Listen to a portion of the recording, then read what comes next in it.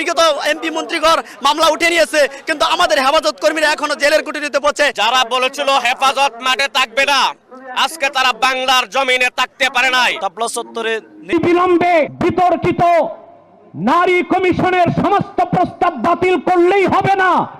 যে নারী নামের হিজড়াগুলো এই দুঃসাহস করেছে, গ্রেফতার করে তাদেরকে আইনের আওতায় আনতে হবে। দিল্লির দাসত্বের শৃঙ্খল থেকে মুক্ত হয়েছি, নিউ ইয়র্কের গোলামি করবার জন্য নয়। কোন রাজনৈতিক দল অথবা সরকারের মধ্যে ঘাপটি মেরে বসে থাকা ফ্যাসিবাদের কোন দোসর যদি বাংলার রাজনীতিতে এই ফ্যাসিবাদী শক্তিকে পুনর্বাসিত করবার পায়ে তারা চালায়, তাদের সঙ্গে আমরা লড়াই করব ইনশাআল্লাহ। বর্তমান বিশ্বের দরবারে সবচাইতে বড় একটি সন্ত্রাসী সংগঠন আওয়ামী লীগ।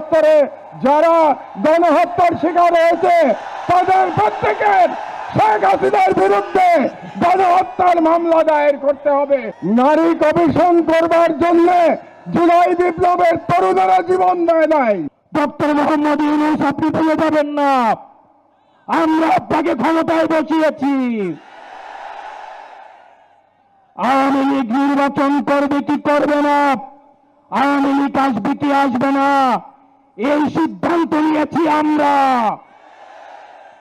আওয়ামী লীগ মারা গিয়েছে বাংলাদেশে, আর জানাজা হয়েছে দিল্লিতে। এই হাসিনার পর্যন্ত প্রয়োজন হলে আমাদের শেষ রক্তবিন্দু দিয়ে এই তরুণ প্রজন্ম আমরা হাসিনার ফাঁসি নিশ্চিত করা পর্যন্ত আমরা আন্দোলন চালিয়ে যাব।